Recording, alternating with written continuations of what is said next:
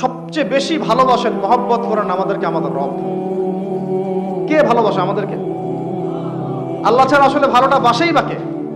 আমরা যে পবিত্র সম্পর্কের কথাও বললাম, এই যে স্বামী স্ত্রীর সম্পর্ক, স্বামী স্ত্রীর মধ্যে মহব্বত, পবিত্র সম্পর্ক, এটা হালাল, বৈধ।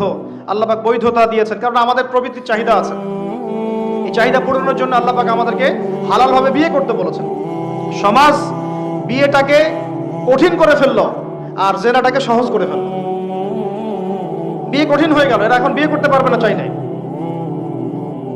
21 বছর না, 20 বছর বয়স হলে সে বিয়ে করতে পারবে না।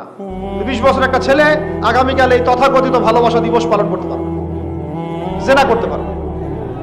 কেউ বলার কিছু নাই, কেউ বলার নাই, কেউ দেখার নাই। চলছে, মানে এভাবেই চলছে। সমুদ্রের পানিতে ভেসে গেছি আমরা। একটা মেয়ের বয়স 17 বছর, সে কালকে জেনা করবে।